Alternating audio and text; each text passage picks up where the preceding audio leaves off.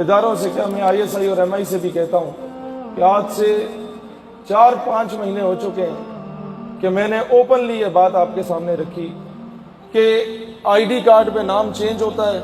کہ پاسپورٹ پہ نام چینج کر کے گستاخوں کو ملک سے باہر فرار کیا جاتا ہے۔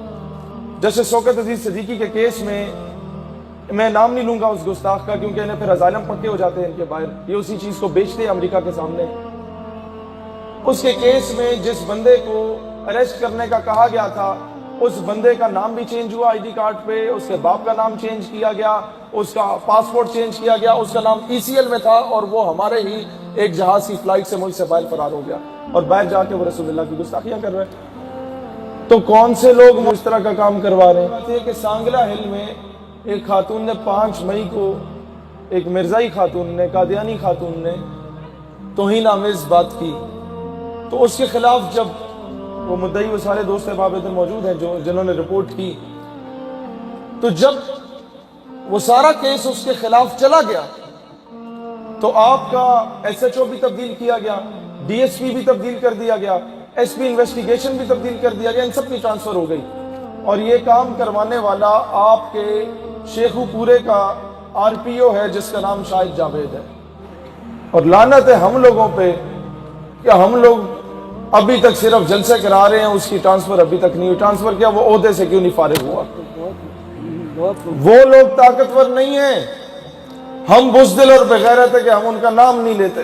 آج تک کسی مولوی یا پیر نے یہ جرات ہی نہیں کی کہ ابو بکر خدا بخش جو ایڈیشنل ڈائریکٹر جنرل ہے FIA کا، ہم SHO یا تھانے دار کا نام تو لے لیتے ہیں۔ جو بندہ کسی مقام پہ بیٹھا ہوا ہے، ایڈیشنل ڈائریکٹر جنرل ہے FIA کا،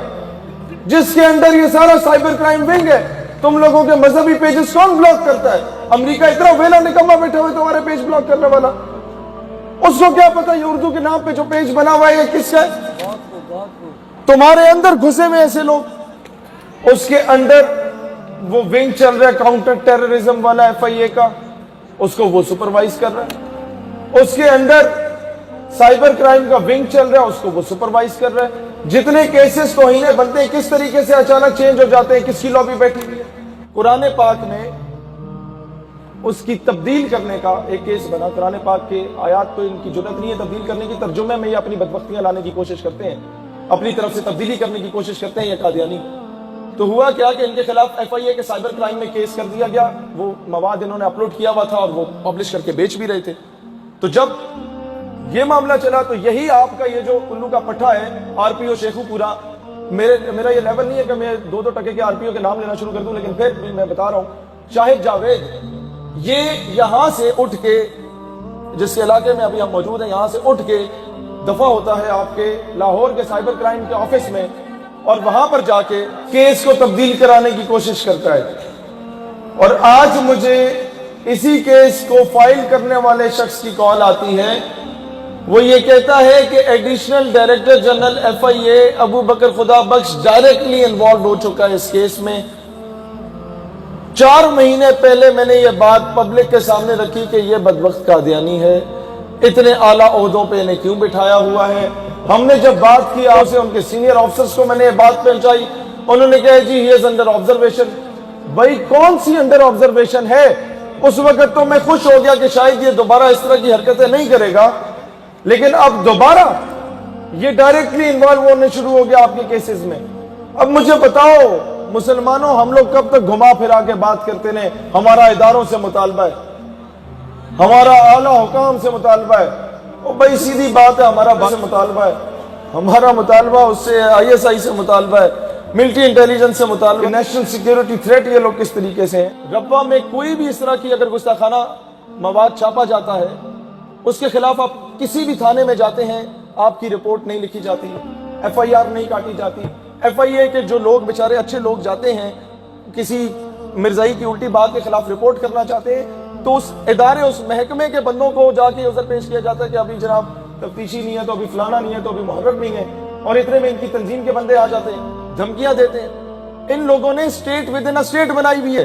جس طرح اسرائیل نے عرب ممالک کے درمیان اپنے ایک ناجائز ملک بنایا ہے، ان لوگوں نے اس مملکت خداداد پاکستان کے اندر ایک اپنا ناجائز ریاست بنا دی ہے، اور ہم لوگ بغیرت بن کے خاموش بیٹھے ہیں۔ ہم لوگ چاہتے ہیں کہ جناب ہم پورے ملک میں بیٹھ کے نعرے لگائیں، اور کوئی فائدہ نہیں ان نعروں کا بھائی جان۔ میں یہاں پیروں سے کہتا ہوں کہ مہربانی کرو، اب اپنے آگے پیچھے جو ہٹو بچو کرنے والے تم لوگوں نے مرید رکھے ہوتے ہیں، خدا کا واسطہ ہے ان میں سے 2-4 کو CSS کروا دو، اور ان میں سے 2-4 کو اسسٹنٹ کمشنر بنا دو۔ کم از کم تمہارے لاکھوں کے مجموع کے بعد بھی ایک لوکل 3rd کلاس SHO آتا ہے اور تمہیں آنکھیں دکھا رہا ہوتا ہے، ایک 3rd کلاس لوکل ایجنسی کا بندہ اٹھ کے تمہیں آنکھیں دکھا رہا ہوتا ہے، اور وہ میرا جسم میری مرضی کی جو نعرے لگانے والی فاحشہ عورتیں ہوتی ہیں ان کے لیے 12-14 بھی نکلتی ہیں تو ڈپٹی کمشنر پہلے سے موجود ہوتا ہے۔ قادیانیوں نے اپنے آپ کو سنی، دیوبندی، اہل حدیث، شیعہ ڈکلیئر کر کے قادیانی نہیں ڈکلیئر کیا، ڈکلیئر یہ مکاتب فکر میں سے ڈکلیئر کر کے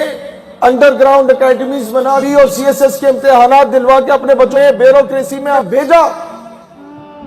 ان کا ہولڈ ہے وہاں پہ۔ آپ کو پتہ ہی نہیں ہے کہ ان میں سے کون کون قادیانی گھسے ہوئے آپ کے اداروں میں، محکموں میں، اور جب تک کوئی پتہ چل جاتا ہے کہ فلاں فلاں فلاں فلاں وہ بدبخت ہے تو اس کی لابی اتنی سٹرونگ ہو جاتی ہے، وہ اپنے کورس میٹس میں اتنا سٹرونگ ہو جاتا ہے کہ کسی کی جرت نہیں ہوتی اس کے بارے میں کوئی بات کر پائے۔ مشائخ سے کہتا ہوں آپ کے پاس جو اربوں نہ صحیح، آج کل مریدوں نے بھی پیسے دینا چھوڑ دیے، کروڑوں کا یا لاکھوں کا جو آپ کے پاس نذرانہ اکٹھا ہوتا ہے، اپنے ہی پیر صاحب کے نام پہ ایک یونیورسٹی بنا لو جہاں درس نظامی کے ساتھ ساتھ ان بیچاروں کو CSS کی تیاری کراؤ۔ جب تک سسٹم میں نہیں گھسو گے یہ انگریزوں کے کتے نہلانے والے تمہاری اوپر قابض رہیں گے، اور ہم لوگ یہی ہر سال بعد آگے کانفرنسوں میں خطاب کرتے رہیں گے۔ یہ ایک اٹل حقیقت ہے۔